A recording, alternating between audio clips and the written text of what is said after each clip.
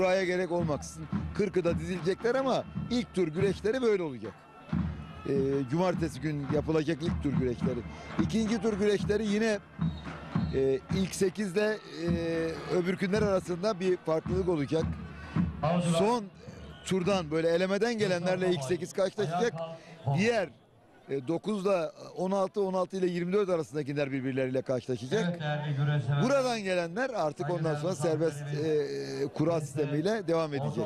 Yani bir nevi nasıl modern sporlardaki heyecanı arttıran, daha önceki performansını öne çıkaran bir şey varsa burada da aynen devam edecek. Yani burada elde edilen, burada bakın elde edilen her bir sıra Kırkpınar'da önem taşıyacak. Yani bir pehlivanımız 9. sırada olduysa bu 25. sıradaki 17. sıradaki kişiye göre farklı olacak bu 9. sıra. Ama 8'de olduysa da bu da 9'a göre farklı olacak. 32'de olduysa bu 24'teki adama göre farklı olacak. Her bir sıranın bir önemi var. O yüzden zaten 25'te 32'de yer alan oyuncularımız, güreşçilerimizin ilk 24'e girdiği andaki derecelerini dikkate aldığımızda çok yakın puan farklarıyla birbirlerini takip ettikleri için heyecanı son ana kadar taşıyan bir sistemi taze tutmaya çalışıyoruz. Başkanım şunu da diyebilir miyiz? Şimdi geçtiğimiz sene ilk defa yapılan bir lig. Ligin sonucunda alınan sonuçlarla Kırkpınar üzerindeki bazı değişiklikler ve sporcuların avantajlı veya dezavantajlı duruma geçmesi. Şimdi bunu Kırkpınar'da bu sene ilk defa yaşayınca pehlivanlar önümüzdeki yıla CV Enerji'ye biraz daha iyi çalışacaklar ve CV Enerji'de de farklı değişiklikler olacak. Biraz daha genişleyecek diyebilir miyiz? Sayı olarak artabilir mi? Bakın size şunu ifade ediyorum. Bugün yine burada bir takım maalesef bazı hoş görmediğimiz, hoşumuza gitmeyen bazı şeyler oldu. Biz buradan bir kere daha tüm güreş kamuoyuna ben bunu duyuruyorum. Sporcularımıza da duyuyorum. Bize tehditle hiç kimse hiçbir şey yaptıramaz. Bakın biz spor severlerin, izleyicilerin ve yine güreşçilerimizin doğruyla ilgili verdikleri bir takım feedbackler, dönüşleri biz hemen değerlendiriyoruz ve sonuca götürüyoruz. Ya bunu dikkatinizi çekmiştir. Ama yok efendim biz böyle istiyoruz, biz şöyle istiyoruz. Bu tarz tavırlarla yapılan hareketler hiçbir şekilde bize karşılık bulmaz. Burası bir kurum. Kurum da yapılmasının gereklerini aynen yapar. Şimdi şöyle söylüyorum. Geçen seneden beri maalesef bazı arkadaşlarımızda, kamuoyunun da bazı özellikle bu yağlı güreş ligine karşı olan bazı insanların ettiği etkiyle nasıl olsa bu devam etmeyecek, olmayacak, anlatabiliyor muyum? Çünkü olması onların şeyini ne diyeyim, onların anlayışını bozuyor.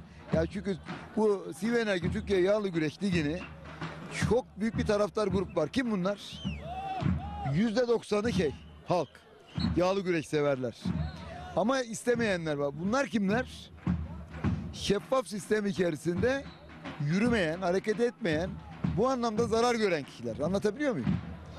Biz bakın netice itibariyle sporumuzu değerli hale getirmeye çalışıyoruz. Güreşimizi değerli hale getirmeye çalışıyoruz.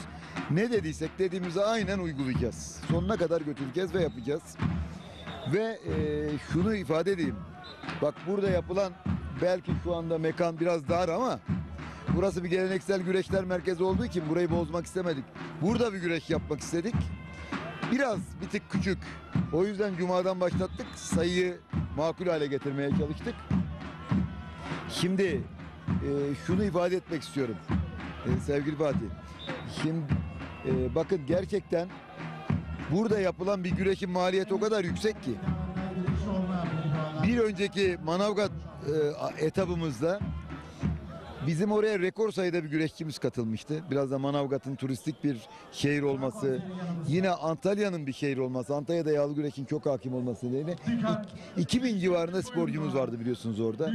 Burada da yine Şahin Bey'de çok az sporcu beklenmesine rağmen bakın bu şu anda aynı zamanda kara kucak güreşi olmasına rağmen yine 1500'e yakın sporcu da burada var bakın. 1500'e yakın sporcu var. Buna rağmen konaklatılan dün belediyenin bana verdiği rakam 1500 sporcumuz olmasına rağmen yaklaşık 3000 kişiyi konakladı belediye. Bakın. Sporcularımızın yakınları, hocaları, spor antrenörleri ve yakında ekipleri, bakın 3000 kişiye yakın bir misafir ağırladı Evet, er meydanında güreş olmayı Şahin Bey Belediyesi. Ya bu gerçekten çok ciddi bir maliyet. Çok zor bir şey. Ama biz hakikaten sporcularımızın önemli bir kısmını çok güzel koşullar altında konaklattık. Deste büyük boyda. Mümkün olduğunca iyi şartlar Çok altında acele, konaklamalarını her sağladık. meydana girdik. Ama tabii şu var, netice itibariyle bu zorluğu göremeyen insanlar var. Bu zorluğun, bunun maliyetinin ne olduğunu göremeyen insanlar var. Bu sayı bakın geçen etapta Manavgat'ta 6000'in üzerindeydi. Konaklayan güreşle ilgili belediyenin konaklattığı kişi sayısı. Ya bütün bunları düşündüğümüzde işimiz kolay değil. İşimiz gerçekten çok zor. Her bir ligin maliyeti çok yüksek. Bir de biliyorsunuz şunu da ben duyurmak istiyorum. Özellikle pehlivanlarımızın da duymasını istiyorum. Biliyorsunuz bir ekonomik mücadeleyle uğraşıyor devletimiz, bütün kurumlarımız. Ve bu anlamda Hazine ve Maliye Bakanlığı'nın ve Cumhurbaşkanlığımızın ortaya koyduğu bir tasarruf tedbirleri var. Bu tasarruf tedbirleri tüm kamu kurum ve kuruluşlarını kapsıyor. Bizim federasyonumuzu da kapsıyor, belediyeleri de kapsıyor, her yeri kapsıyor. Eğer bakın biz olağanüstü mücadele vermesek, bu güreşlerin devamı ile ilgili sıkıntı var. Bak ben size söyleyeyim. Bizim inanın bir lig güreşinin maliyeti normal bir güreşin maliyetinin neredeyse 4 katı. Çok daha maliyetli. Şimdi yolluğunu beğenmeyen bazı sporcularımız var ya, onlar da biliyor, ben de biliyorum. Buradaki en düşük yolluğun normal bir güreşin yolluğunun 2 katı olduğunu. Herkes biliyor. Ödülleri de düşündüğümüzde 4 katı olduğunu da herkes biliyor. Biz sadece burada biraz başarı performans esaslı da hareket ettiğimiz için tabii ben de isterim biraz daha yüksek olmasını ama şartlar ancak buna müsaade ediyor. Bakın biz şu anda bu dikkati göstermesek, birazcık mücadele etmesek bu güreşlerin hepsi iptal olabilir. Yani olmayacak, şartları zorlayan hareketlerin içinde kimsenin olmaması lazım. Bu güreşi yaşatmaya çalışıyoruz. Ya güreşi öldürelim mi yani? Bırakalım istiyorsanız. Bu güreşle ilgili patır patır patır yarın bütün güreşler iptal olur. Ben son 15-20 gündür bakın gecenizi gündüzüme katarak bu güreşlerin iptal olmaması için mücadele ediyorum. İptal edilen güreşleri yeniden kazandırabilir miyim? Onun mücadelesini yapıyorum. O yüzden küçük boyda bu konuda lütfen bizim enerjimizi azaltan bazı insanlar bununla uğraşacaklarına bile destek olsunlar. Ha, bunu eğer spor hukukunun çerçevesi içerisinde yapmazlarsa zaten bir kısmını pazartesiden itibaren göreceğiz. Ne olacağını ne biteceğini herkes görecek. Anlatabiliyor muyum? Yani öyle şimdi bakın ben özellikle iddiası olan, mücadele eden, çalışan, gayret gösteren sporcularımı uyarıyorum. Bir kez daha uyarıyorum bakın. Sizler bu spordan gayret gösteriyorsunuz, mücadele ediyorsunuz ve bu sonuç alıyorsunuz. Bu mücadelenizi yanlış insanların etkisiyle dolduruşa gelerek tehlikeye atmayın. Ben istiyorum ki burada gayret gösteren, mücadele eden çocuklarımız sonuna kadar mücadelelerini devam ettirsinler. Başlarına bir iş gelmesin. Bakın yaklaşık 40 gün sonra Kırkpınar var. Bir yanlış hareketin sonuçları Kırkpınar'a katılamamayla eş değerdir. Ve bundan hiçbir şekilde de tereddüt etmeyiz. Bak onu size söyleyeyim. Ya bu çok net bir şekilde söylüyorum. Yani burada sabah 2 saat boyunca bu sonuç doğmasın diye mücadele edildi. Yani birileri çok mücadele etmiş, gayret etmiş bazı sporcularımız o mücadelesinden mahrum kalmasınlar diye uğraştık. Bakacağız, değerlendireceğiz. Bunun sonuçları olacak. Yani pazartesi gün ciddi bir değerlendirme olacak. Burada aldığımız tutanaklar, verilen raporlar, gözlemciler raporları, alınan kayıtlar hepsi incelenecek. Buna göre bunun bir sonucu olacak.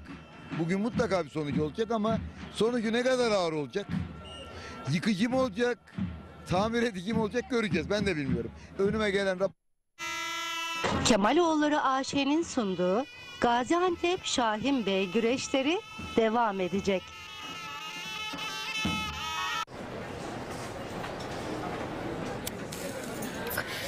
Siz içmeseniz bile sigara dumanı boğazınızdan geçtiği anda akciğerlerinize zarar vermekle kalmaz.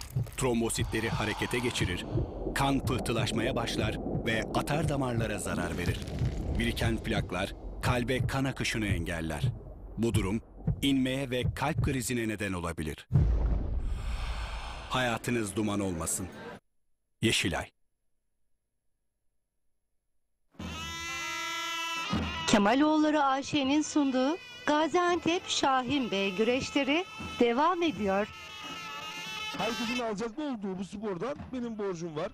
Ben bu borcumu ne kadar çok çabuk ödeyebilirsem, ne kadar çok ödeyebilirsem onun peşindeyim. İnşallah Allah-u Teala bunu ödeme imkanı verir bize ve inşallah biz de bu borcumuzu öderiz. İnşallah bu arada Ekip Türk TV, World Türk TV ve Er Meydanı ve Yağlı Güreş Şampiyonlar Ligi ve Güreşin İçinden programları hep beraber. Ortak canlı yayın ağındayız. Aynen. Ne mutlu tekrar ortak canlı yayın ağındayız ve bu şekilde de devam edecek. Değerli güreş ve spor severler. İlk tur iki...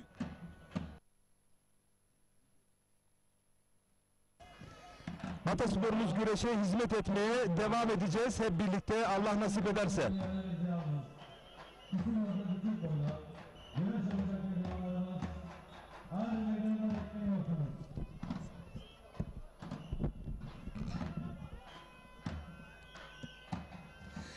Evet değerli güreş severler, Ekim Türk TV, World Türk TV, Er Meydanı, güreşin içinden Yağlı Güreş Şampiyonlar Ligi, televizyonlar, sosyal medya adreslerinin ortak canlı yayın ağında birlikteyiz. Gaziantep Şahin Bey, CV Enerji Türkiye Yağlı Güreş Ligi için değerli güreş severler. Mutlu bir mesaj paylaşmıştık sizlerle. Mutluluk verici bir mesaj paylaşmıştık. Neyle alakalı? Kara kucak güreşlerimizle alakalı. Çünkü Türkiye'nin Karakucak'ta Kırkpınar yapılacak yakın zamanda. 25-26 Ağustos'ta. Ankara Keçiören Belediye Başkanımız Doktor Sayın Mesut Özarslan himayelerinde tertip edilecek. 25-26 Ağustos'ta. Bakın Cumhuriyet tarihinde böyle bir yağlı güreş organizasyonu, böyle bir Karakucak organizasyonu hiç görmediniz değerli güreş severler. Bundan önce yapılan Karakucak güreşlerini unutun. Bu bir milat olacak 25-26 Ağustos'ta. Neden biliyor musunuz? İlk kez bir organizasyonda hem büyüklerde hem gençlerde hem de yıldızlarda. Biliyorsunuz daha önceki yıllarda gençler, yıldızlar ve büyükler olarak ayrı ayrı tarihlerde yapılırdı Karakucak şampiyonaları. Ama 25-26 Ağustos'ta Ankara Keçiören Belediye Başkanımız Sayın Doktor Mesut Özarslan himayelerinde bu üç organizasyon 2 günde yapılacak. Ve toplamda bu bir rekor. 10,5 milyon Türk lirası dağıtılacak. Baş pehlivanlıkta yani büyüklerde birinci olana 1 milyon Türk lirası. Gençlerde birinci olana 500 bin Türk lirası. Yıldızlarda birinci olana da 250 bin Türk lirası ödenecek. Ve toplamda ve totalde 10,5 milyon Türk lirası ödenecek. Bu bir rekor dedik. Bu bir milat dedik. Karakucak'ın Kırkpınarı dedik. Bakın tüm atası güreşlerimizin Aslında LGS sınavlarının olduğu bir dönemde biz açıkçası güreş yapmak istemezdik ama takvimimiz o kadar dar ki zaten 4 ayın içinde sıkışığız ve bu 4 ayın içinde hem 2 tane bayramımız var, dini bayramımız var, hem de yine başka milli bayramlarımız var. Yine ÖSYM sınavımız, LGS sınavımız hepsi bir araya gelince takvim iyice darlaşıyor. Bir de tabii CV Enerji Türkiye Yağlı Güreş Ligi'nin etapları olduğu haftalarda başka güreşler yapamadığımız için bu bize ekstra bir tabii şey yaratıyor. Açık konuşmak gerekiyorsa zorluk yaratıyor. Dar bir etap içerisinde yeri yetiştirmeye çalışıyoruz, sıkıştırmaya çalışıyoruz. Ama açıkçası başarıyla da o takvimi biz tamamladık. Her şey gayet güzel bir şekilde planlandı. bugün minik 1, minik 2, teşvik 1, teşvik 2 güreşlerini bitirdik. Niye bitirdik? Çünkü yarın LGS sınavı var. LGS sınavında o çocuklarımız gidebilsinler, rahatça sınavlarına girebilsinler diye madalya aşamalarını tamamlamış olduk.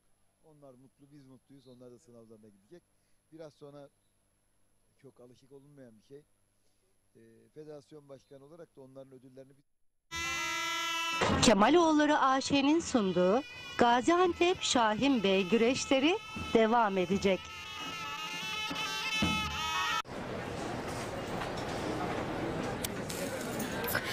Siz içmeseniz bile sigara dumanı boğazınızdan geçtiği anda akciğerlerinize zarar vermekle kalmaz.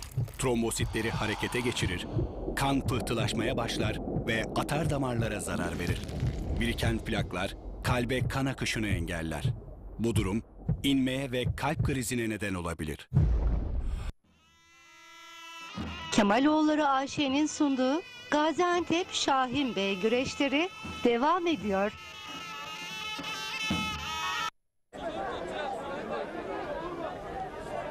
Çalışıyorlar, sizler de görüyorsunuz. Bizim bu sene Güneydoğu'da bunu Şahin Bey'de ikinci senemiz ve ligin de ikinci senesi, Şahin Bey'in de ikinci senesi. Siz de görüyorsunuz.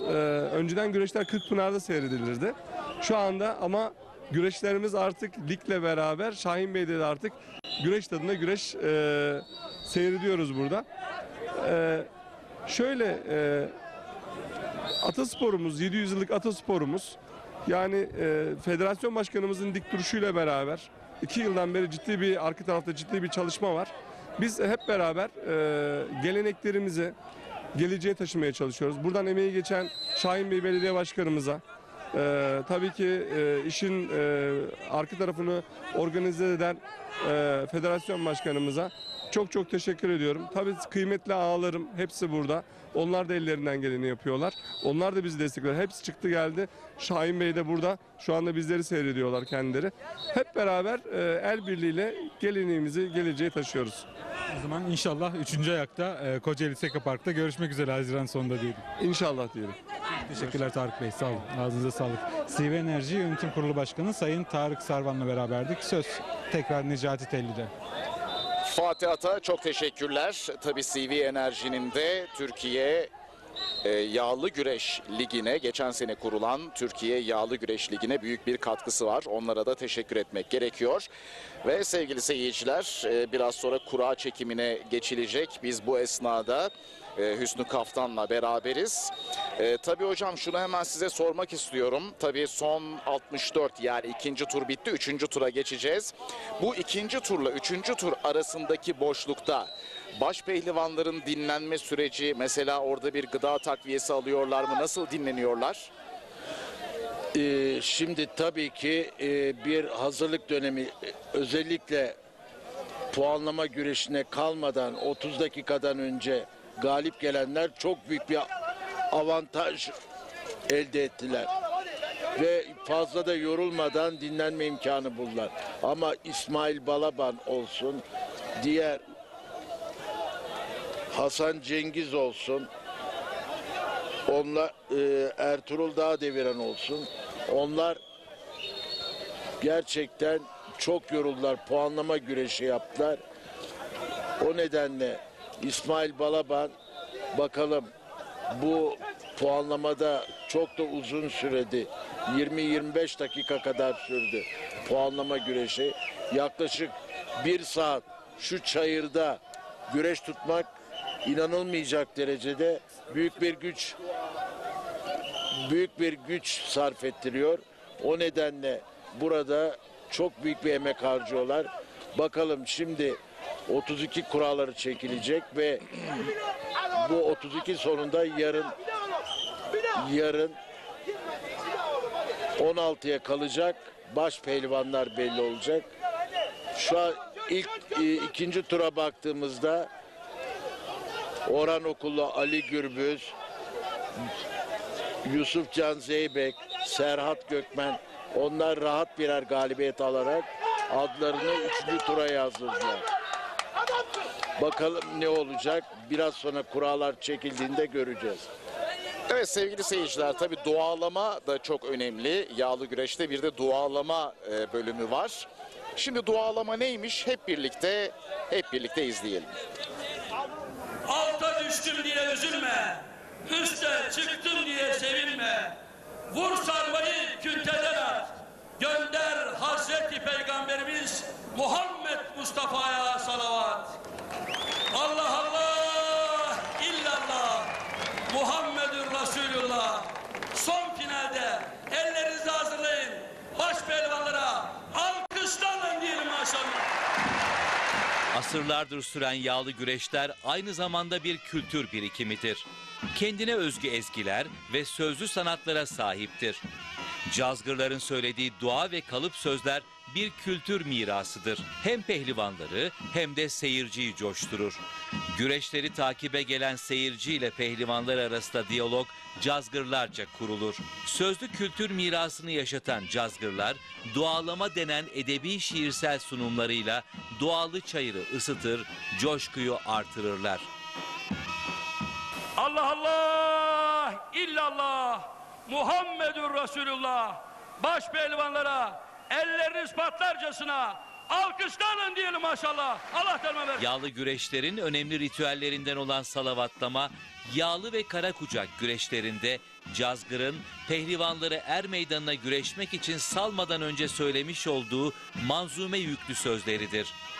Bazı bölgelerde buna dualama ve pehlivan okşaması da denilmektedir. Geçmişten günümüze bu gelenek cazgırlarca sürdürülür.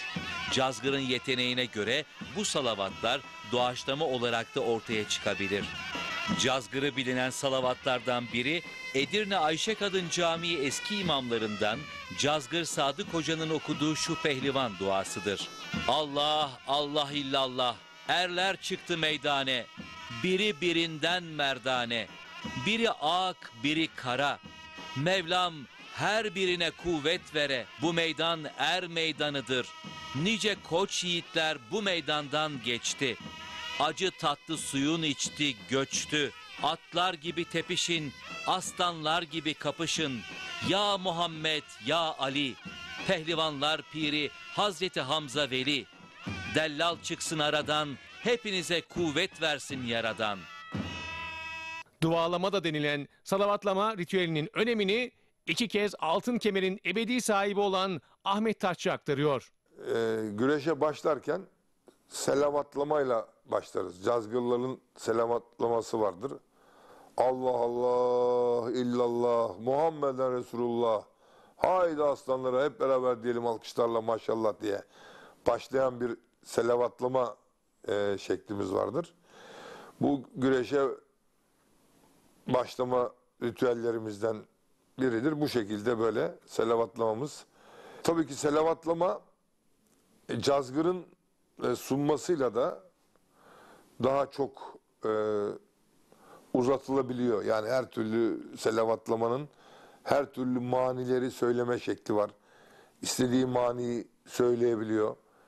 Pehlivanları isimlerine göre onlara mani uyduruyor. Her pehlivana ayrı ayrı maniyle selavatlıyor. Yani buradaki selavatlama günümüzde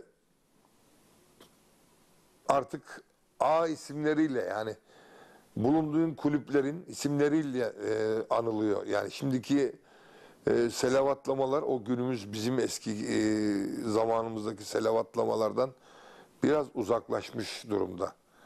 Bazı ritüellerimiz de aslında uzaklaşıyor. Bunların kopmalar görüyorum yani ben seyrettiğim zaman tabii ki. Çünkü belki günümüzün pehlivanları bu selavatlamalardan çok da bir şey anlamıyorlar gibi geliyor bana. Çünkü ama seyirci bu selavatlamaları gayet iyi bilir. Yani mani okunmasını ister. Selavatlamaların uzatılmasını ister. Çünkü o selavatlamalarla bir motivasyon var. Hem seyircinin hem pehlivanın sahadaki güreşe yansımasıdır selavatlama. Yani iyi selavatlarsan pehlivanı sahada iyi güreş yapar.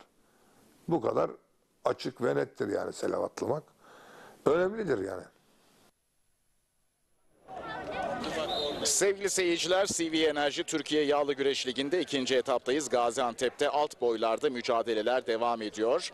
Ve baş pehlivanlar az sonra gelecek. Planlanan saat neydi sevgili Hüsnü Kaftan? Kura çekimi ne zaman yapılır? Ona göre biz de buradaki sohbetimizi devam ettirelim. Tabii ki şöyle söyleyeyim.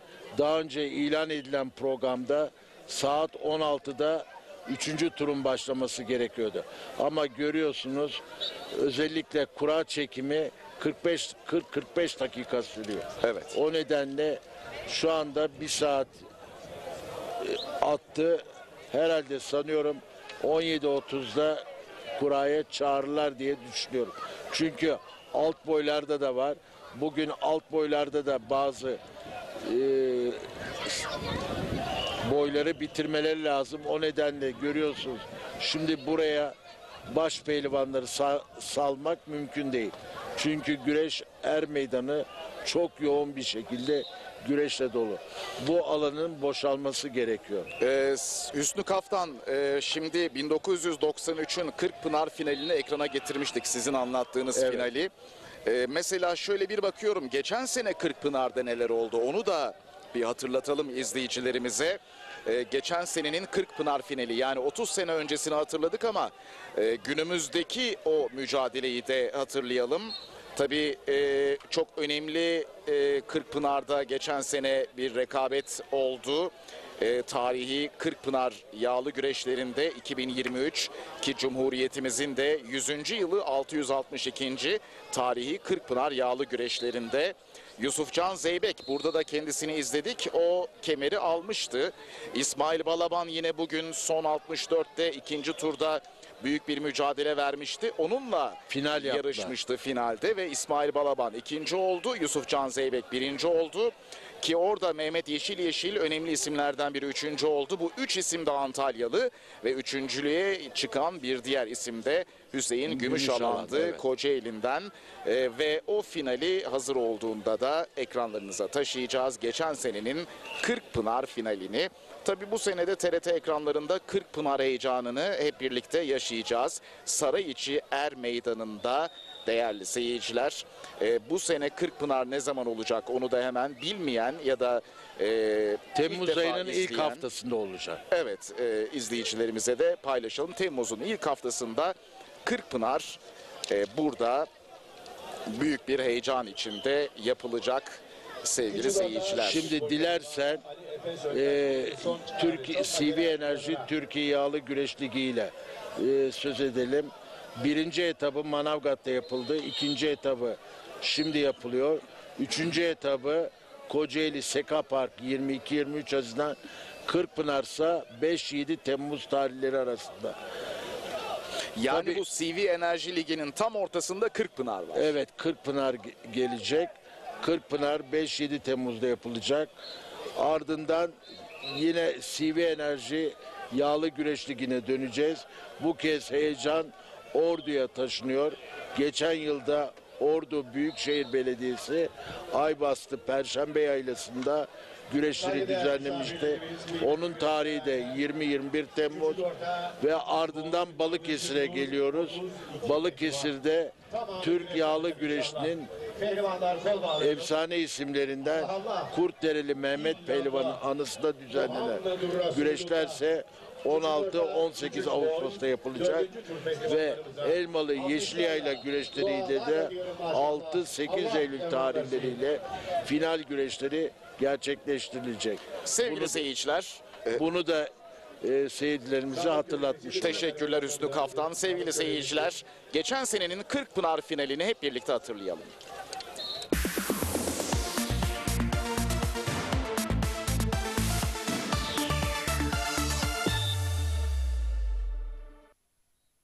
Özkan Yılmaz'ı çeyrek finalde, Hüseyin Gümüşalan'ı yarı finalde yendi İsmail Balaban.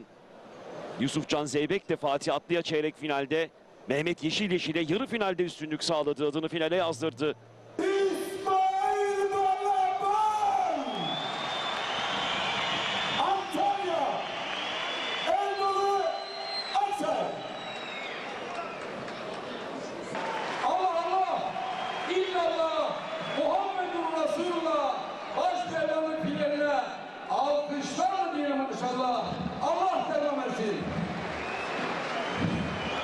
İşte İsmail Balaban. İşte Yusuf Can Zeybek. Faruk, bir küçük hatırlatma yapmak istiyorum. Biliyorsun Cumhuriyet dönemimizin ilk baş pehlivanı Arnavut Benli Abdullah'tı. Bakalım 100. yılın son baş pehlivanı İsmail mi olacak? Yusuf Can Zeybek mi olacak? Bunu hep birlikte izleyeceğiz.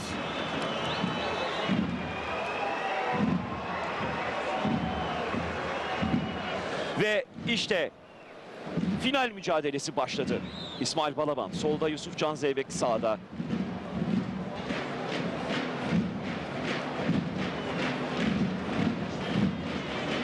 Her ikisi de birbirinin hamlesini bekliyor gibiler.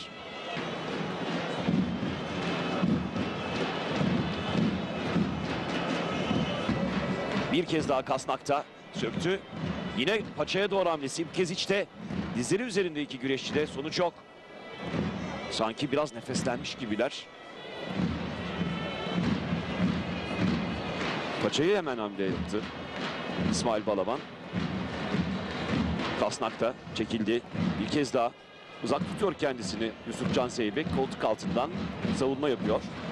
Özellikle sağ paçasını daha geride tutuyor. Çünkü İsmail Balaban'ın sol pençeleri çok güçlü. Bu aralar sağ pençesini daha fazla kullanmaya başladı yalnız. Bir kez daha yakaladı. Bir kez daha hamlesini yapıyor. Paça Kasnak'tan ama yine sonuç alamadı. Müsabakanın en heyecanlı anlarında bu hamlesiyle rakibini altına almıştı İsmail Balaban. Ancak sonuç alamamıştı. Üstüne gidiyor rakibinin. Ve sarılıyorlar, helalleşiyorlar. Alkış alıyor. Puanlama bölümü başladı. Müsabakanın başlamasından bu yana 45 dakika geride kaldı. Her hamle çok kritik artık. İşte güreş. Çekti elense. Sonrasında paçaya doğru hamle. Yusuf Can Zeybek. Çok dikkat çekici hamleler Yusuf Can Zeybek'ten geliyor. Bu defa kendisini uzak tutan İsmail Balaban oluyor. Herhangi birinin kasnaklara uzandıktan sonra güreş ayrı bir noktaya evrilecek Faruk Mutkam. Kasna hamle yok, sonuç yine üstüne gidiyor Yusuf Can Zeybek. Evet, çayır hakemi Olga İnce hemen bir pasifize ikazında bulundu ama kule bakalım nasıl uygulayacak veya oldan alacak mı? Sonrasında daldı. Atma kaçaması içerisinde. Yusuf Can Zeybek tuttu. Yükleniyor. Kazandı. Kazandı. Kazandı. Yusuf Can Zeybek. Yusuf Can Zeybek. Yusuf Can Zeybek. Kırkpınar baş pehlivanı. Türkiye baş pehlivanı. bayan da yaptı. Değerli güreş severler, bir anda Yusuf Can Zeybek silahını ateşledi. İnanılır gibi değil. Müthiş bir galibiyet. Yusuf Can Zeybek işte ustası sayılabilir. En azından büyüğü, çok büyük emeği de var, beraber çalışıyorlar. Sevincini yaşadı. Sonra geldi İsmail Balaban'ı teselli ediyor. Türk yağlı güreşi yeni bir yıldız, yeni bir star kazandı Faruk Mutkam. Yusuf Can Zeybek işte o starın adı.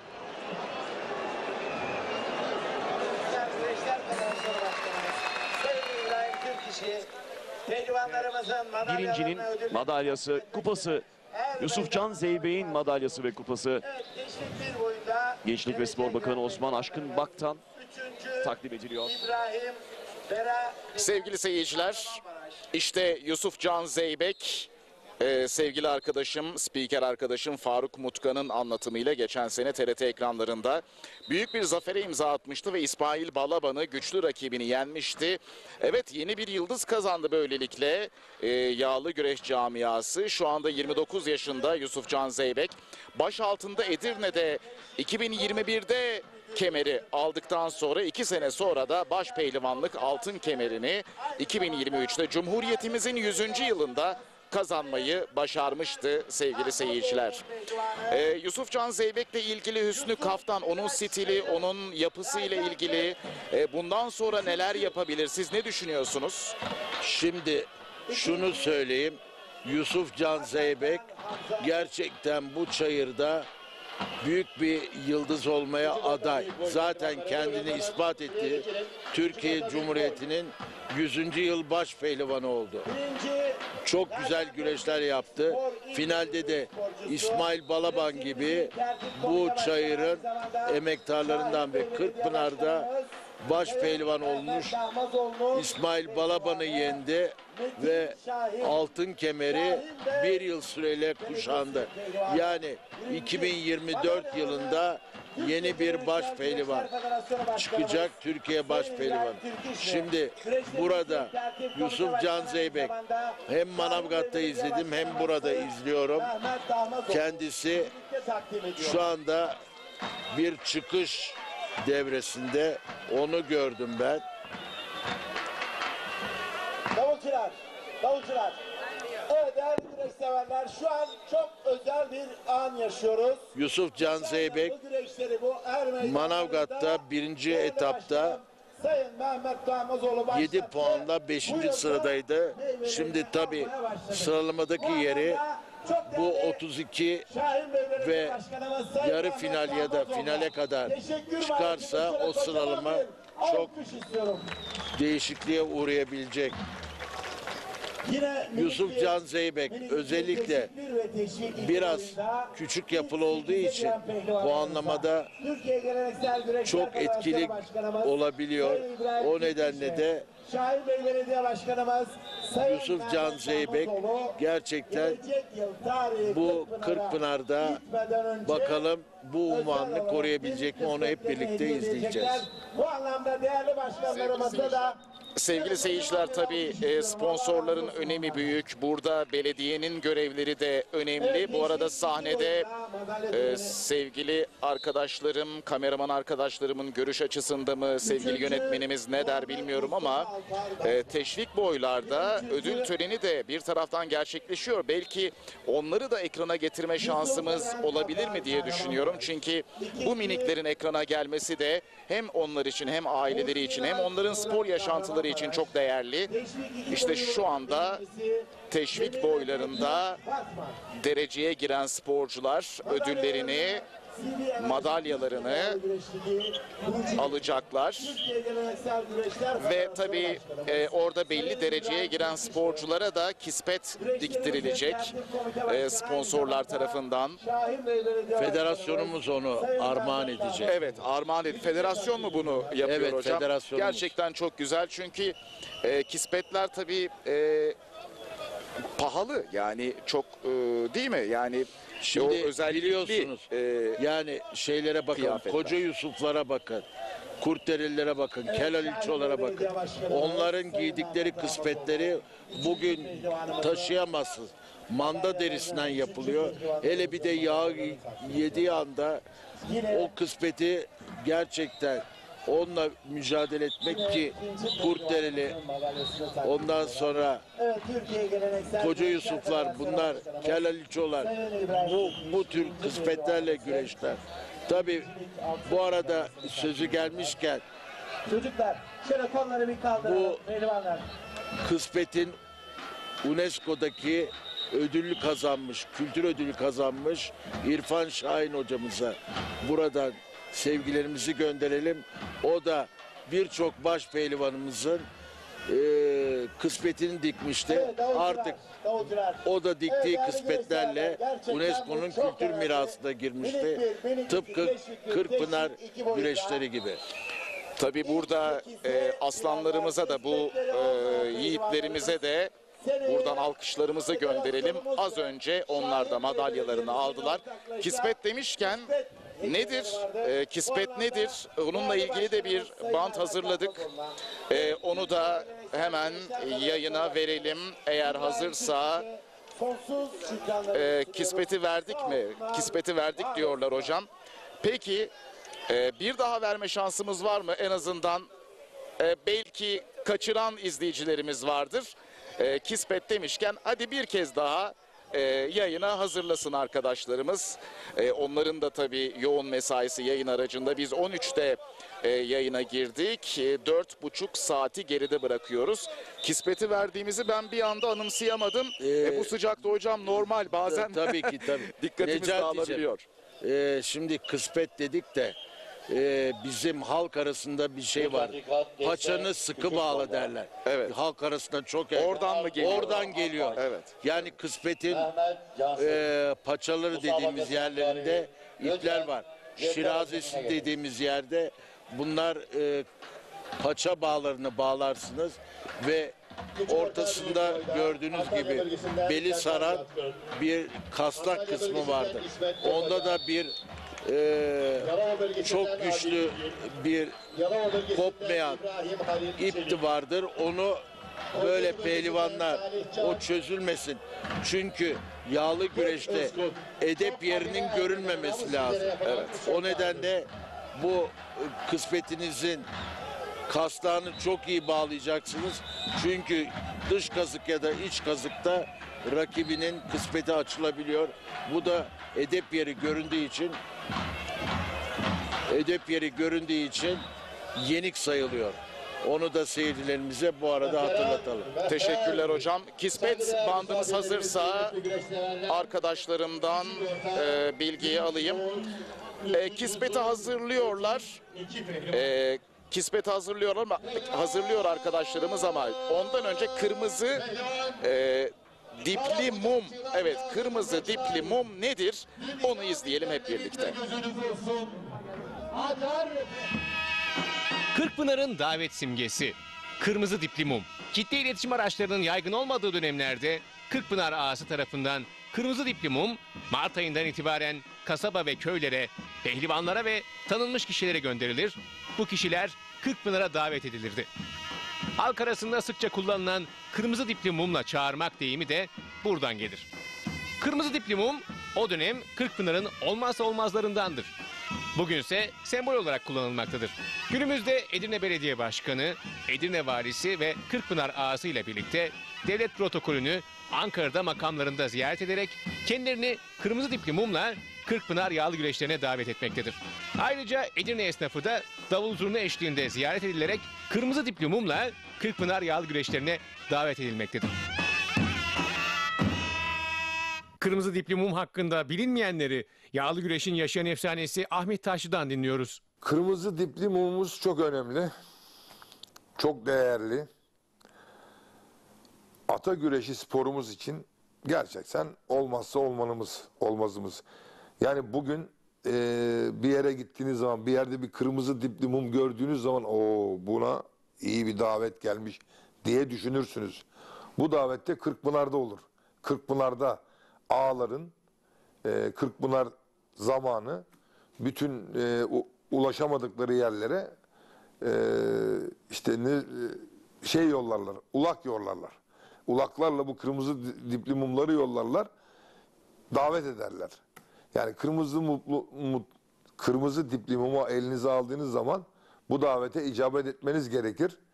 Çünkü bir tabir de vardır Türklerde, yani bizde. Hani kırmızı dipli mumla mı davet ettim seni diye söylerler, hani gelmiyorsun. Hani gelmezsen gelme, aman. Sanki seni kırmızı dipli mumla mı davet ettim ben? Yani buradaki hassasiyet şu, kırmızı dipli mum elinize geçtiği zaman gelmek zorundasınız yani. Böyle bir şey var kırmızı dipli mumun. Ağalar bu davetiyeleri o günkü şartlarda tabii ulaşım zor, haberleşme zor, iletişim uzak. Bu şekilde günler öncesinden Kırkpınar'a kala Kırkpınar ağaları bu kırmızı dipli mumları ulaklarla her tarafa ulaştırıp yollarlar ve davetlerini yaparlar. Sevgili seyirciler, tekrar birlikteyiz. Tekrar hatırlatalım. Türkiye Yağlı Güreş Ligi CV Enerji Türkiye Yağlı Güreş Ligi'nde ikinci etap mücadeleleri biraz sonra başpehlivanların 3. tur maçları başlayacak ve arkadaşım Fatih Ata yine röportaj için hazır. Söz Fatih Ata'da. Necati Telli teşekkür ediyorum. Son bir röportajımız var. Artık baş pehlivanların son 32 tur öncesinde Şahin Opur'la beraberiz. Türkiye Geleneksel Güreşler Federasyonu Başkan Vekili Sayın Şahin Opur. Hoş geldiniz. Gerçekten güzel mücadeleler var. Sıcak bir havada güzel bir seyirciyle güzel güreşler izlediğimizi düşünüyorum. Şahin Bey güreşlerini nasıl değerlendirirsiniz? Öncelikle sizlere teşekkür ediyorum. Burada bizim yağlı güreşimizi tüm Türkiye ve yurt dışına yayınlandığınızdan dolayı. Evet, bugün burada Güneydoğumuzun Kırkpınarı diyeceğimiz CV Yağlı Güreş Ligimizin ikinci ayağını Gaziantep Şahin Bey Meydanı'nda gerçekleştiriyoruz. Gerçekten buraya çok büyük emek harcayan Şahin Bey Belediye Başkanımız Sayın Mehmet Tahmazoğlu'na teşekkür ediyorum. Hem bu bölgemize, Güneydoğumuza tarihten beri hiç yapılmamış yağlı güreşle tanıştırdı. Onun yanında bu bölgemize geleneksel spor merkezini kazandırmış. Yan tarafta atlı sporlar, okçuluk, güreş. Şunu demeden geçmeyeyim. Gaziantep'imizin esas geleneksel güreşlerinden biri de aşıtmalaba güreşi. Tüm güreşlerimizi de yapabilecek şekilde bu sahayı, bu alanı, meydanı yapan Tahmazoğlu'na teşekkür ediyorum. Yine bu CV Enerji Yağlı Güreş Ligimizin kurucu beyni, Federasyon Başkanımız Sayın İbrahim Türküş Beyefendi. Burada bazı gerçekleri söylemek zorundayız, anlatmak zorundayız. İşin mutfağında neler oluyor, neler olmuyor. Yani ta haftalar öncesinden bizzat Federasyon Başkanımız gelip alan dahil sporcuların soyunması, duşu, yemekhanesi falan bizzat kendi elleriyle, kendi gözleriyle programını yaptı. Ayrıca teşekkür ediyorum. Bugün burada da pehlivanlarımızı yalnız bırakmayan ikinci sefer düzenlenen yağlı güreşte gerçekten sahamız dolu dolu. Tüm Gaziantep'li ve civar illerden gelen, Hatay'dan, Kahramanmaraş'tan, Adana'dan, Osmaniye'den, ta Antalya'dan beri gelen tüm güreşsever arkadaşlara da teşekkür ediyorum. Bu yağlı güreş liginin kurulması ülkemizin değişik yerlerinde 7 bölgede yapılması, gelecek nesillere aktarılması konusunda daha popüler duruma gelmesine ön ayak olmuştur. Şunu da demeden geçmeyeyim. Bu ikinci sene bize sponsorluğunu yapan CV Enerji Yönetim Kurulu Başkanımız Sayın Tarık Savran'a da teşekkür ediyorum. Atasporlarımıza katkılarından dolayı. İnşallah yağlı güreşimizin benzeri bu lig veya bu ligin benzer şekilde uluslararası platforma taşınacak şekilde diğer güreşlerimiz de çalışmalarımız devam ediyor. İbrahim Türküş Başkanımızın önderliğinde kapışmalaba, aşıtmalaba, şalvar, karakucak ve kuşak güreşlerinde de çok büyük atılımlar yapıldı. 3 gün önce Kayseri'de yapılan geleneksel 5 branşımızın Türkiye şampiyonası okullar arası yapıldı. Türkiye geneli 2500 sporcumuz buraya katıldı. Ben gerçekten orada çok duygulandım. Doğudan batıya, güneyden kuzeye, Hakkari'den 50 sporcu, Diyarbakır'dan 20 sporcu, Bitlis'ten, Van'dan, Trabzon'dan, Artvin'den, ülkemizin 81 ilinden katılım sağlandı.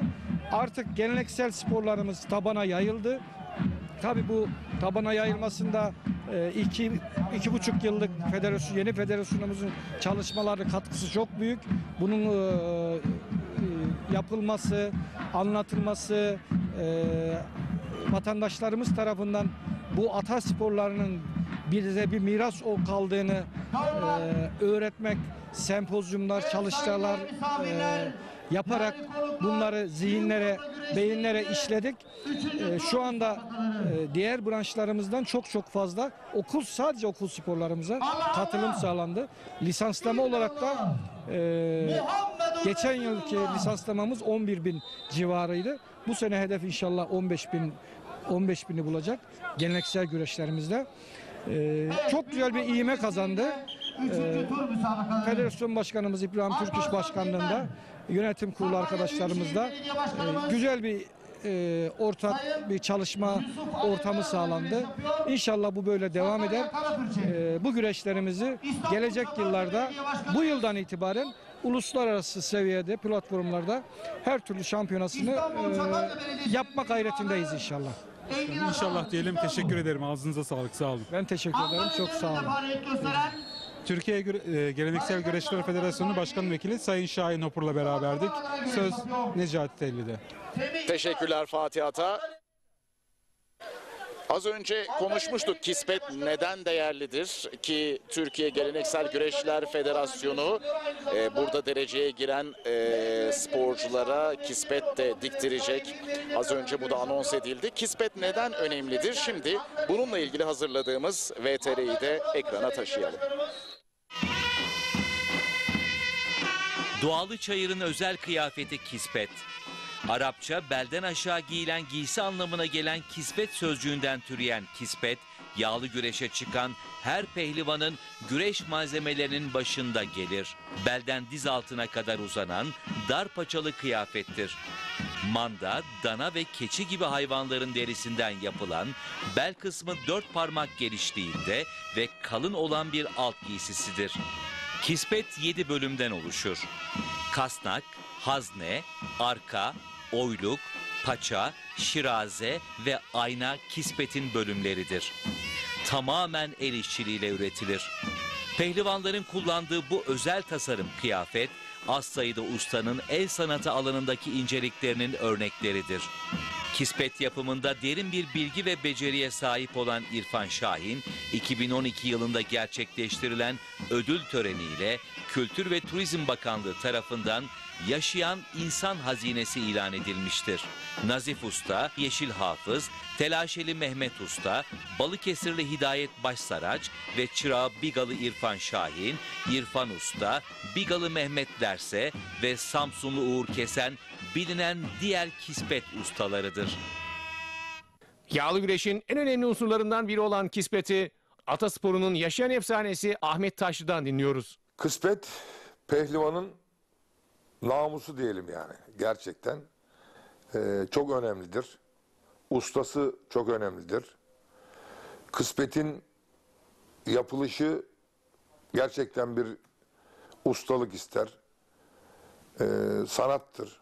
Çok hassastır. Çok ince bir sanattır. Dikişleriyle yani bunun kısmetin belinin 4 parmak genişliğindeki kısmı çok sert olması lazım. Ama bu sertliği eğilip kalkarken kasıklarına vurup yara yapabilir pehlivanın. İşte bunun mesela ölçülerini kıspet ustası alırken her pehlivanın o kasık kısmındaki genişliğine göre ölçü alır ve bunu öyle ayarlar. Bunu da çok iyi yapanlardan biri İrfan Şahin'di. Gerçekten onun kıspetini giydiğiniz zaman pantolon gibi hissederdiniz ayağınızda. Ve bu arka potluk yapan kısmına kadar da dikişle indirilir. Bunların tabii hepsinin bir sebebi var. Güreşirken bütün oyunlarında kıspetten yapıldığını düşünürseniz diz üstüne kadar dikişli olan bir kıspet, diz üstünden kasıya kadar olan kısmında 2-3 dikiş atılıp daha yumuşak derisi yani hale gelir. Oradan yukarısı çok sert olduğu için oyunları da siz o dikişli olan yerlerden yaparsınız. İç kazık, dış kazık, paça kazık.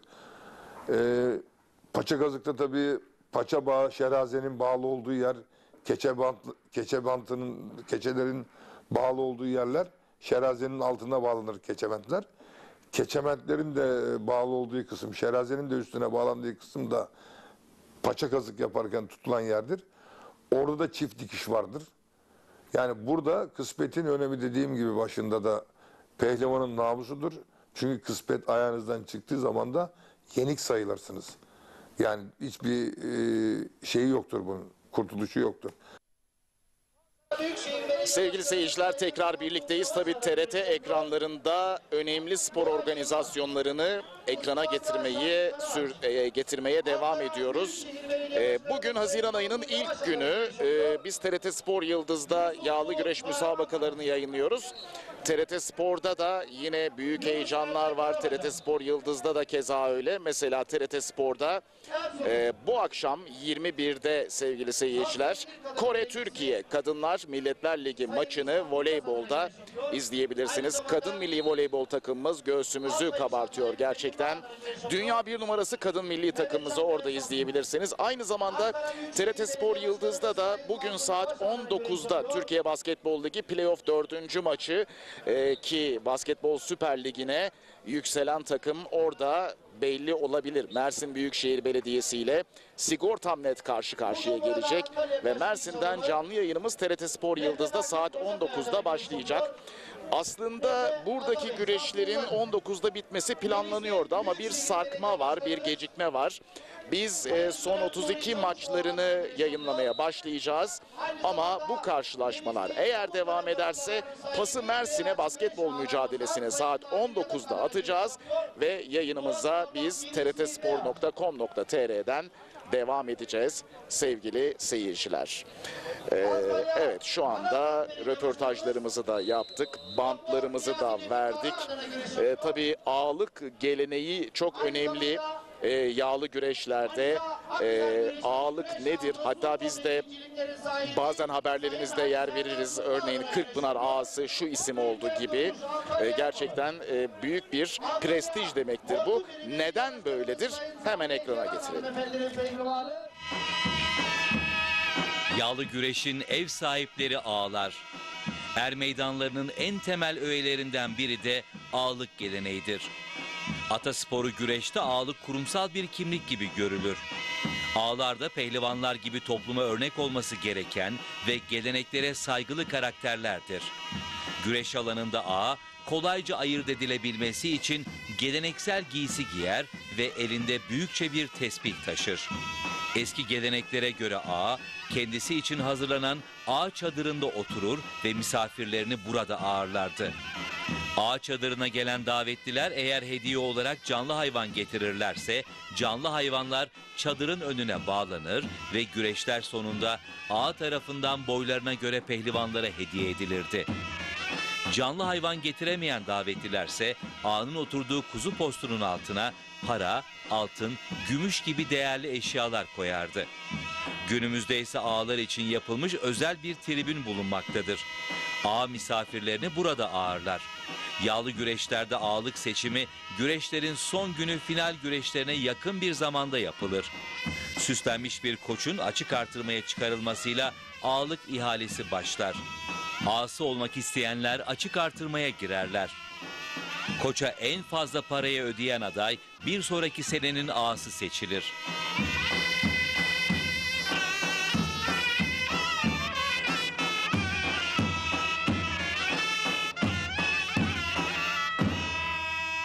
Yağlı güreşin efsane ismi Ahmet Taşçı, ağalık geleneğinin önemini ve anlamını dile getiriyor. Ağalık vermekle, yiğitlik vurmakla olur diye başlayalım sözümüze. Gerçekten de böyledir. Yani ağalık vermekle olur. Ağanın eli tutulmaz. Niye? Ağa verecek ağa. Ağanın özelliği budur. Fakat bizim tarihimizde Kırkpınar'da ağalık gerçekten çok önemliymiş. Kırkpınar'ın olmasında, yapılmasında ağaların desteği çok büyük. Ağalar orada bir ay öncesinden çadırlar kurup yemekhaneler yapıp gelen pehlivanlara çadırlarında ağırlayıp yatma, yeme içme yerleri sunarlarmış. Tabii o günkü şartlarda en büyük ağada kimse, en iyi baş pehlivanlar onun yanında olurmuş. En çok parayı veren de Kırkpınar ağası olur. Tabii bu süre devamlı olarak yapıldığından günümüze de ağalık çok önemlidir. Ağalık olmazsa güreş olmaz. Yani güreşin kıspeti, ağalığı, davulu, zurnası şarttır. Bunları yerine getirmek için de pehlivanlarımız olsun, o günkü şartlarda organizasyonları yapan kişiler olsun, herkes ağalardan destek alırlar ve ağaların desteğiyle de günümüze kadar atasporumuz yağlı güreş geleneğini sürdürmüştür. Evet, ağalık geleneği de bu şekilde yağlı güreşlerde sevgili seyirciler. Ve bu arada tabii geleneksel sporlar merkezindeyiz ve binicilik bölümünde, manejde de atlar çıktı. Orada da gerçekten güzel bir görüntü söz konusu. Hemen arka tarafta orada da bir antrenman olabilir. Atlarla birlikte biniciler orada manejdeler şu anda değerli seyirciler. Tabii ağalık geleneğini de aktardık. Efsanevi başpehlivan Ahmet Taşçı'nın sözleriyle yine. Ve dediğim gibi kura çekimini bekliyoruz. Son 32 turu öncesinde başpehlivanlar nasıl sıralanacak bakalım. Bir taraftan da tabii Hüsnü Kaftan tur atlayan 32 sporcuyu şu anda yanımda inceliyordu. Biraz sonra da ona döneceğim ve kendisine son 32 ile ilgili yorumlarını soracağım sevgili seyirciler. Türkiye CV Enerji Yağlı Güreş Ligi'ndeyiz ve ikinci etaptayız. Gaziantep'te Şahin Bey Belediyesi'nin ev sahipliğinde gerçekleşiyor bu mücadeleler. Sevgili Hüsnü Kaftan, 32 sporcuyu not aldınız. Bu isimleri izleyicilerimizle paylaşalım mı? Tabii ki Necati. Şimdi Ali İhsan Batmaz, Yıldıray Akın, Recep Kara, Mustafa Taş, Mustafa Doğan Özkaya, Cengiz Han Şimşek, Fatih Atlı, Mustafa Özkaradeniz, Faruk Akkoyun, Ünal Karaman, Süleyman Aykırı, Kürşat Şevki Korkmaz, Serdar Yıldırım, Bekir Eryücel, İsmail Balaban, Mehmet Yeşil, Mustafa Batu, Feyzullah Aktürk, Enes Doğan, Hüseyin Gümüşalan, Ali Gürbüz, Serhat Balcı, Semih Turgut, Hamza Köseoğlu, Serkan Sertürk, Furkan Durmuş Altın, Serhat Gökmen, Orhan Okullu, Yusuf Can Zeybek, Yıldıray Pala, Ertuğrul Dağdeviren, bunlar adlarını 3. tura yazdırdılar. Ve işin ilginç tarafı Cengiz Han Şimşek ligdeki ilk puanını almış oldu. Evet, evet. Ekrana da taşıyoruz şu anda bu isimleri. Burada mesela öne çıkan isimler Cengiz Han Şimşek değil mi bu sayfada? Evet. Öne çıkan Recep Kara belki orada bir üst tura kalma konusunda yine iyi bir mücadele ortaya koyabilir. Burada kimi mesela Mehmet Yeşil tabii, İsmail Balaban, Feyzullah Aktürk, Hüseyin Gümüşalan iyi sporcular yine. Şimdi gençler de var. Görüyoruz Serdar Yıldırım. Mesela bu çok genç pehlivan. Enes Doğan. Bunlar gerçekten Osman Kan. Hamza Köseoğlu bizim rahmetli Reşit Karabacak'ın yeğeni olur Hamza Köseoğlu. Erzurumludur. Serhat Gökmen, Orhan Okullu, Yusuf Can Zeybek, İsmail Koç. Sevgili seyirciler, evet.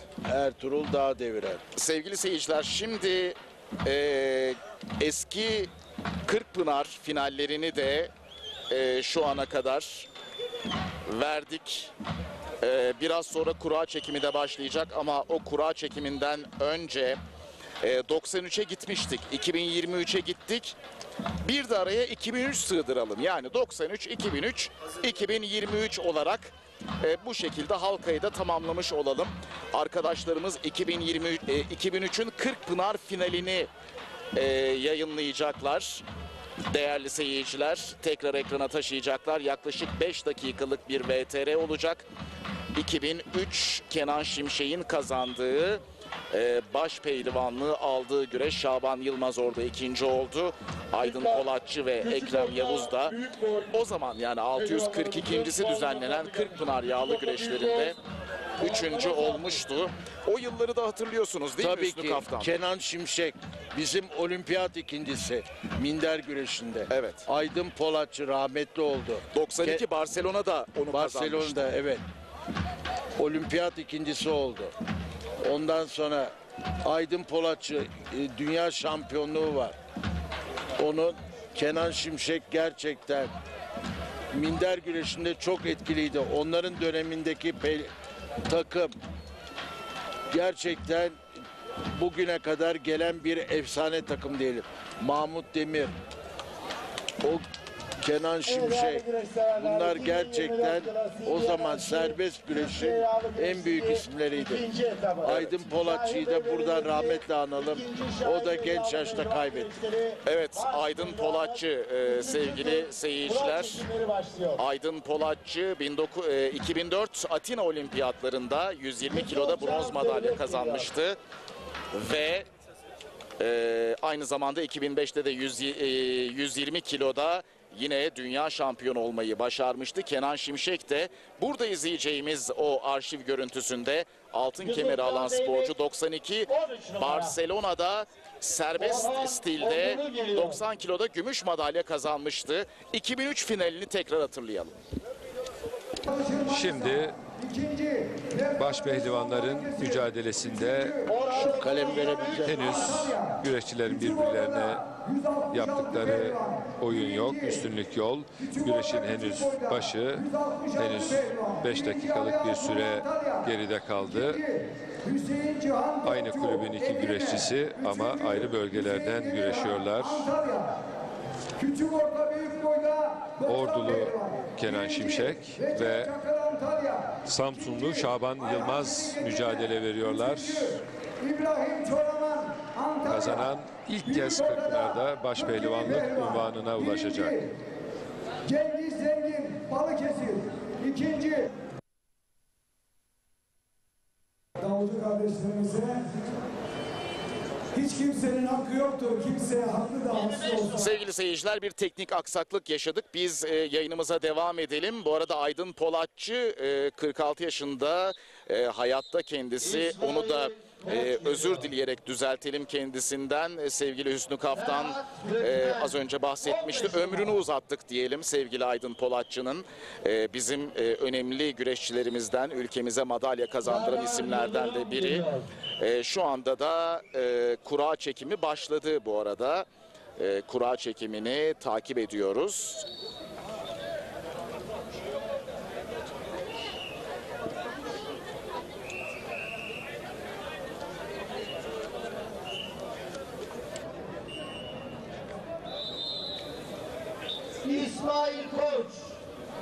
İsmail Koç anons edildi. 29 numarayı çekti İsmail Koç. Şu anda 16 sporcu gelecek ve tek sayıları çekecek. Sonrasında yine 16 sporcu daha gelecek ve çift sayıları çekecek ve 1 numara, 2 numarayla, 3 numara, 4 numarayla, 5 numara, 6 numarayla bu şekilde eşleşecekler ve 16 müsabaka yapılacak son 32 turunda ve bu 16 müsabaka sonunda da mücadele bugün için sona erecek. Recep Tosun yanımda. Recep Tosun tabii son 32 çok daha çekişmeli olacak. Burada yine neyi bekliyorsunuz? Yani uzun süren mücadeleler burada olabilir mi? Tabii eşleşmeler önemli. Onu bir görmek lazım ama ne düşünüyorsunuz? Ben ilk ve ikinci turu artık unutup geri bırakmak durumundayız. Artık elit ve üst düzey baş pehlivanların, kalibreleri yüksek olan baş pehlivanların çarpışmalarını izleyeceğiz.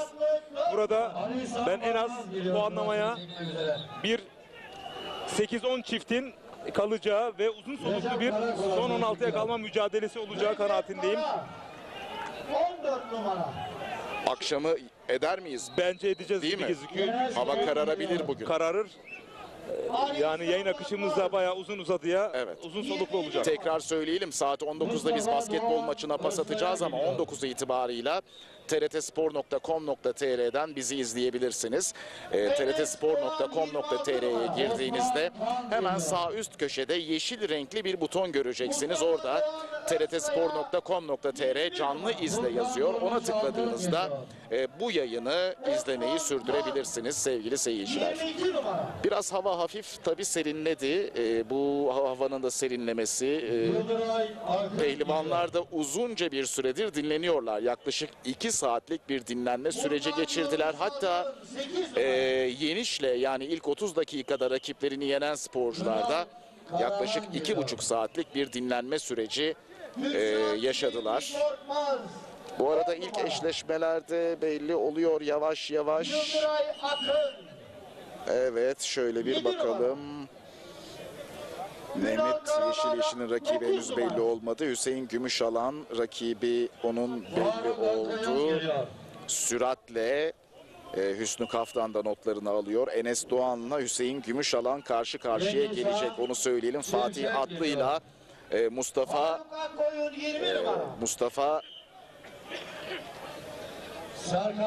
Fatih Atlı'yla Mustafa Taş mı Mustafa Doğan Özkaya mı? Doğan Özkaya mı Taş mı? Hüsnü Kaftan yazınızı okuyamadım ama hemen o da dinliyor şu anda alanı. Ünal Karaman bu arada Kürşat Şevki Korkmaz'la karşı karşıya gelecek. 3 eşleşme belli olan bu şekilde. Bu arada Mehmet Yeşil Süleyman Aykırı'yla eşleşti. Ali Gürbüz Serkan Serttürk'le eşleşti. Ferhat Balcı 28 numara. Yıldıray Pala kurasını çekiyor. Ali İhsan şu anda Serhat Balcı'yla eşleşti. Yıldıray Balcı Serhat Gökmen'le eşleşti. Yıldıray Pala Serhat Gökmen'le eşleşti. Feyzullah Aktürk kimin rakibi olacak? Feyzullah Aktürk 24 numara. 24 numara çıktı. Köseoğlu geliyor. Şimdi Hamza Köseoğlu çağrıldı. Kurasını çekmeyen baş pehlivanlarımız. Hamza Özkaradeniz 31 numara. Hamza Özkaradeniz Hamza Köseoğlu 31 numara. Hamza 31 numarayı 17 çekti. numara.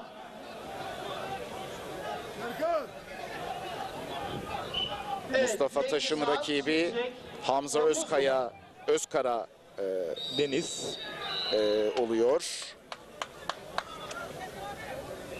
İsmail Koç, Cengizhan Şimşek sanırım. Evet, değerli Üstad.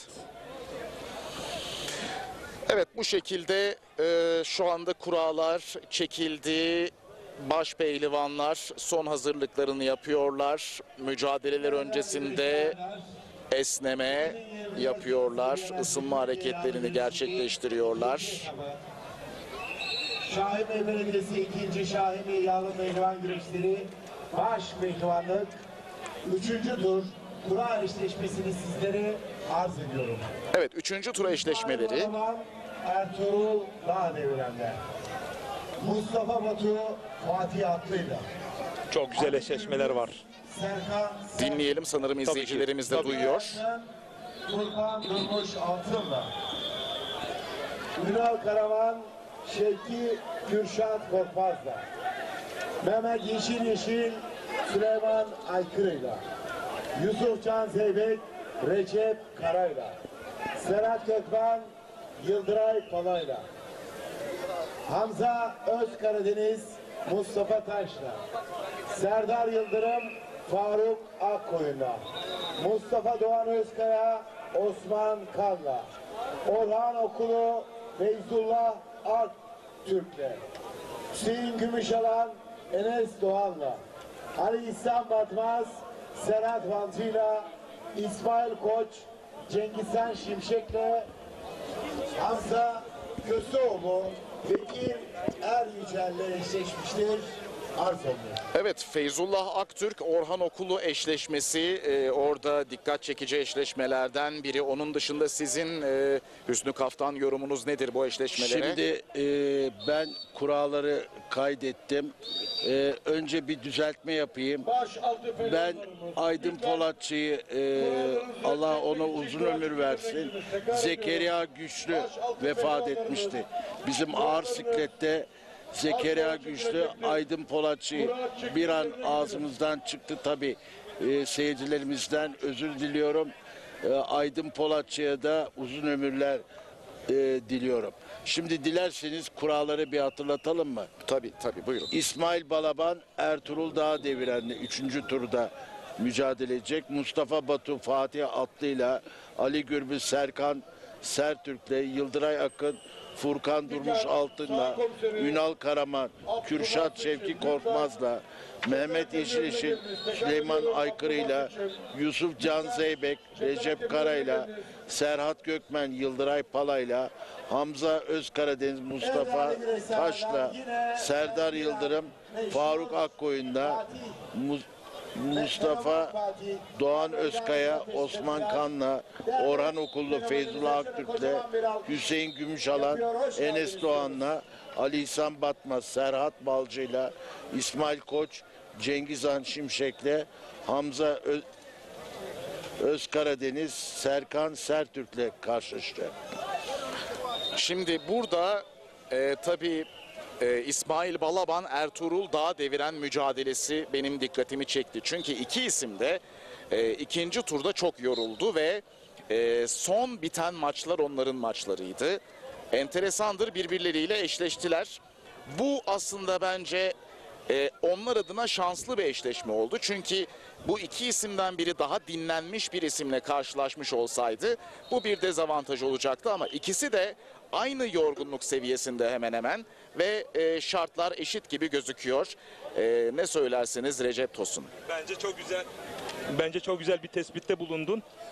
Hakkaniyetli, adaletli bir kura denk geldi iki baş pehlivan özelinde de. İkisi de aynı performans aralığında şu anda. Dinlenme ve yorgunluk özelinden bakıldığında ben şartların eşit olduğunu sana katılıyorum. Ama tabii Ali Gürbüz, Orhan Okulu bu eşleşmelerde Cengizhan Şimşek, Mehmet Yeşilleşil, Yusuf Can Zeybek, Enes Doğan, Serdar Yıldırım bu isimler de bu turda nasıl İsmail Balaban, Ertuğrul Dağ deviren biraz yorgunsa onlar çok daha dinlendik bir çarpışma yaşayacaklar. Evet. Peki Orhan Okulu Feyzullah Aktürk mücadelesi mesela öne çıkarabilir miyiz burada? Çeyrek finali yükselme mücadelesi. Şunu açık dille ifade edebilmek isterim ki burada asla herhangi bir nasıl söylesem şimdi yağlı güreş gerçeği var. Ne kadar da milli güreşçimiz olsa yağlı güreşte de Orhan Okulu gerçeği söz konusu. Mutlak favori olarak çıkacak. Çünkü birbirlerine çok ters gelen iki baş pehlivan. Evet. Biri çok tempolu Orhan Okulu, diğeri puanlamayı bekleyen Feyzullah Aktürk. Ben bu güreşin puanlamaya kadar süreceğini pek öngörmüyorum. Evet. Çünkü Orhan Okulu'nun o tempolu güreşiyle mübalağa etmek istemiyorum çünkü. Bu bir gerçek. Eğer puanlamaya kalırsa ki puanlamayı uzatırsa Feyzullah Aktürk için bence çok özel bir başarı olacak bugünün bu karşılaşma özelinde. Ki ikinci turda da puanlamayla kazanmayı başarmıştı. Turan Balaban'ı mağlup etmişti. Künde ile düzeltiyorum Ali Gürbüz Künde ile kazanmıştı. Feyzullah Aktürk puanlamayla kazanmıştı. Başaltı boylarda mücadeleler devam ederken biraz sonra Cazgır tabii tekrar gelecek. Tabii ki bunların bu mücadelelerin daha seyrekleşmesi için biraz daha kule hakemleri çok deneyimli. 32 baş pehlivan tekrar burada çayırda salavatlanacaklar. Öyle ve tabii tribünlere bizlere de tanıtılacaklar. Hüsnü Kaftan sizin yorumunuz eşleşmelere dair? Şimdi şunu söyleyeyim. İsmail Balaban'la Ertuğrul Dağ deviren mücadelesi var. Tabii iki pehlivan da biliyorsunuz bundan önceki turda puanlama güreşi yaptılar. Ve en son kalan iki pehlivandı. Evet. İki çift orada güreşler. Onlar bakalım yorgunlukları nasıl yansıyacak. Ali Gürbüz kolay bir ikinci turda kolay geçti. Üçüncü turda rakibi Serkan Selçuk olacak. Bakalım gene Ali erken bitirir mi bu karşılaşmayı? Muhtemeldir ki öyle olacak. Çünkü çok yoruldu Serkan Sertürk. Osman Aynur'a çok yıprandı üstad. Şimdi Yusuf Can Zeybek Türkiye baş pehlivanı yine Recep Kara ile karşılaşacak. Recep Kara çok tecrübeli bir baş pehlivan. O da Kırkpınar'da baş pehlivanlığı var. Bakalım bu karşılaşma genç nesille şu andaki Recep Kara'nın mücadelesi olacak. Bakalım bunu nasıl devam edecek.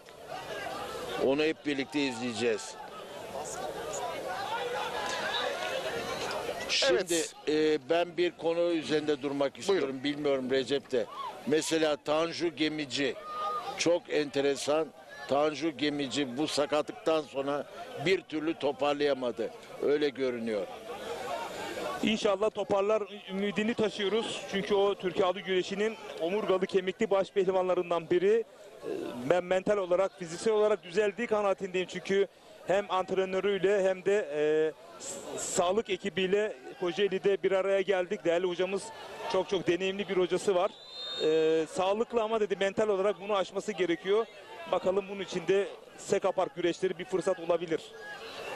Evet, bu arada Cazgır'ı bekliyoruz tabii. Şimdi son 32'ye gelmeden önce sevgili arkadaşlarıma da sormak istiyorum. Birçok noktayı verdik yağlı güreşe dair, o geleneksel meseleleri. Altın kemeri versek, çünkü en değerlisi değil mi? Bu yarışmalar neden oluyor? Her şey, bütün bu emekler altın kemer için. Tabii ki maddi bir takım burada ödüller var. Bunlar çok önemli ama altın kemerin de manevi değeri paha biçilemez. Altın kemeri biraz sonra yayınlayacağız. Altın kemer ne anlama geliyor? Yaklaşık 700 yıllık bu gelenek, Kırkpınar geleneği ne ifade ediyor? Biraz sonra onu yayınlayacağız. Başaltı boylarda mücadeleler devam ediyor. Bir taraftan da gözümüzü oraya doğru çevirdik. Ahmet Taşçı ustam şunu söylemişti. Ben ona sorduğumda 2 altın kemerin mi yoksa gençliğin mi usta dediğimde 1000 kere 2 altın kemer dedi. Öyle mi? Yani senin söylemiş olduğunun daha güçlendirmek adına söyledim bu özel arkadaşlar. Gerçekten bunun değerini çok iyi ifade etmiş. Ahmet Taşçı zaten efsanevi başpehlivan, bizim bu VTR'lerimizde bu geleneklerimizi anlatan isim. Bakalım altın kemerle ilgili ne söylemiş? Bizim arkadaşlarımız ne hazırlamış?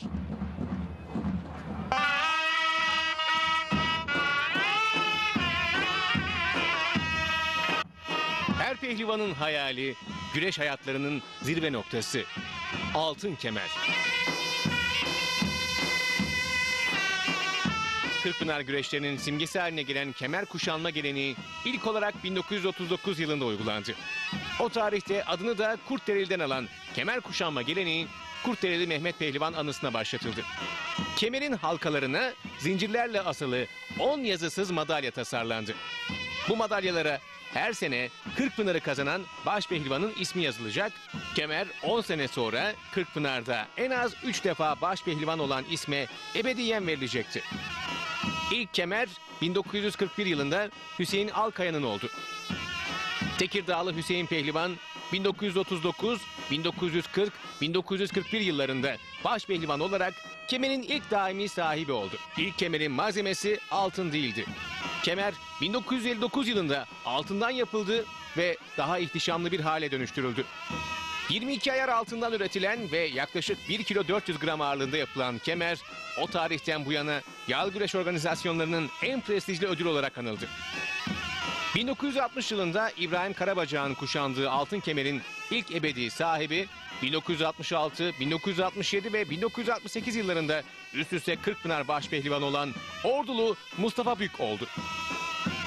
1976, 1977, 1978 yıllarının kazananı Karamürselli Aydın Demir ve 1982, 1983, 1984 yıllarının başpehlivanı Denizlili Hüseyin Çokal birer kez kemerin daimi sahibi oldular. Altın kemerin son daimi sahibi ise Ahmet Taşçı oldu. Taşçı ayrıca altın kemerin 2 kez ebedi sahibi olan tek başpehlivan olarak Kırkpınar tarihinde ayrıcalıklı bir yere oturdu. 1990, 1991 ve 1992 yıllarında üst üste 3 kez, 1995, 1996 ve 1997 yıllarında 3 kez olmak üzere 2 altın kemerin ebedi sahibi oldu. 1990'lı yıllarda efsaneleşen ve megastar namıyla anılan Karamürselli Ahmet Taşçı 9 kez Kırkpınar başpehlivanlığı gururu yaşadı. Ahmet Taşçı'dan sonra 1997 yılından bu yana ise Kırkpınar'ı üst üste 3 kez kazanabilen bir başpehlivan çıkmadı.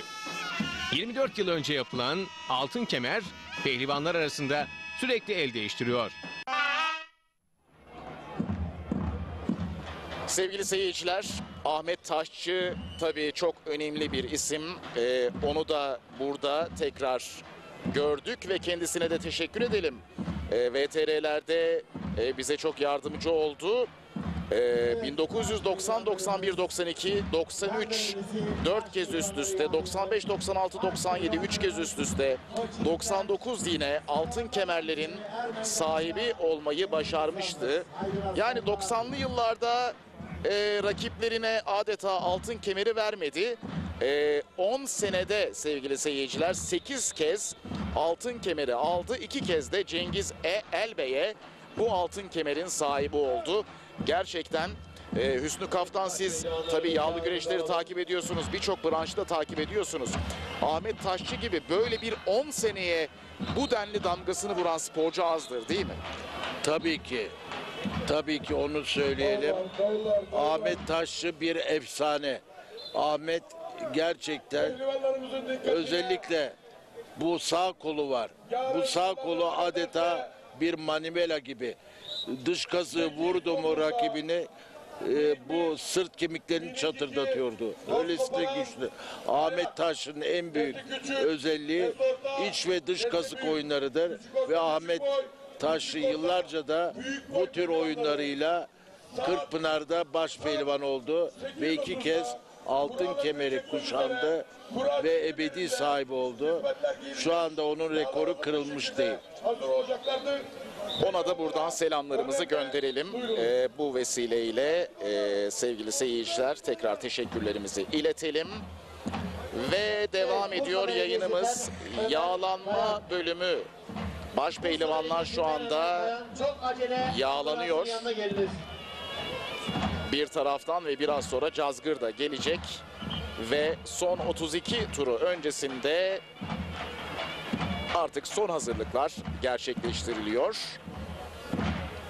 Yarın da son 16 çeyrek final, yarı final ve final mücadeleleri olacak. Hemen akışımızı kontrol edeyim, bir yanlışlık olmasın. Yarın da yayında olacağımızı biliyorum saat 13 itibarıyla sevgili seyirciler. Ve yine orada da sizi tabii bekliyoruz. Güzel bir pazar günü olmasını ümit ediyoruz. Kemaloğulları AŞ'nin sunduğu Gaziantep Şahin Bey güreşleri devam edecek.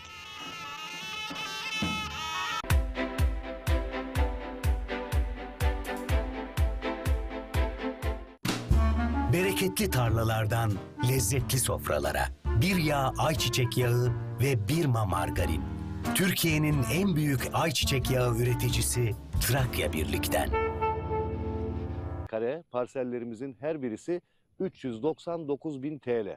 Tapu masrafı yine bize ait değerli izleyenler. Ekin Gayrimenkul, Ekin TV ve Radyo Ekin güvencesiyle.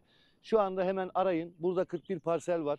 Belki bir ayda bitecek, belki 10 günde bitecek. Çünkü konum olarak güzel. Şu anda ben kadastro yolunun üzerindeyim. Kadastro yoluna cephe. Evet, baktığımız zaman Evreşe beldesine yaklaşık 10 dakika mesafede ve Bayram-içi köyüne de yaklaşık bir 3-4 dakika mesafede. Güzel konumda dediğim gibi, manzarası güzel. 0212 594 4 594 telefon numaramız. 0212 594 4 594. Arayın, bilgi alın, yerinizi ayırttırın. Ücretsiz servislerimiz var. Her pazar Beylikdüzü'nden saat 11'de Cumhuriyet Durağı'na yakın ofisimiz var. Ekin Gayrimenkul, oradan kalkıyoruz. Gelin, yerinizi ayırttırın. 0212 594 4 594. Evet, numaramızı verdik değerli izleyenler. Şu anda bunun tanıtımı radyomuz Radyo Ekin 94.4'te Ekin TV ekranlarında dönmeye başladı. Bu projede de yerinizi almak istiyorsanız, kazançlı bir alışveriş yapmak istiyorsanız Ekin Gayrimenkul'ü tercih etmenizi öneriyorum. Pazar günleri ben de geliyorum. Sunumda yine ben de varım. Tapuda ben de varım. Ne yapıyoruz? Geldiniz diyelim. Pazar günü beğendiniz. Yeri hoşunuza gitti. Bu sesler zaten dediğim gibi huzur veriyor. Hemen pazartesi girişlerimizi yapıyoruz. Çarşamba günü tapunuzu Gelibolu Tapu Dairesi'nden alıyorsunuz. Tekrar ben numaramızı vermek istiyorum. 0212 594 4 594. 510 metrekare. Evet, her birisi 510 metrekare. Bir hayal kurun. Buraya bir bungalov olduğunu düşünün. Doğa evi düşünün ve bahçeniz, geniş bir bahçeniz var. Burada çoluk çocuk geldiniz, pikniğinizi yapıyorsunuz. Gerçekten tam bir köy havası, Anadolu havası. Özellikle bu kaynak suyu muhteşem bir tadı var. Bunu ben anlatıyorum. Geldiğiniz zaman diyeceksiniz evet aynen öyle. Ulaşım çok kolay. Dediğim gibi Evreşe beldesi de bundan önceki projemizde orada da satışlarımız oldu, alanlar oldu, kazananlar oldu. Evreşe beldesine 10 dakika mesafede, Bayramiçi köyüne, yani burası Gelibolu Bayramiçi köyü. Köye de yaklaşık bir 5 dakika mesafede arabayla. Arazinin başına kadar arabalarımızla gelebiliyoruz. İşte bu kadastro yolunun hemen yanında cephede 41 adet 510 metrekare var. Doğayla iç içe. Ağaçlar, oksijen, arka tarafımız orman. Buradaki manzara hiç kapanmayacak bir deniz manzarası var. Muhteşem dediğim gibi. 0212 594 4594. Ekran altında fiyatımız da mevcut. Ben de söylüyorum 399.000 TL. 0212 594 4594.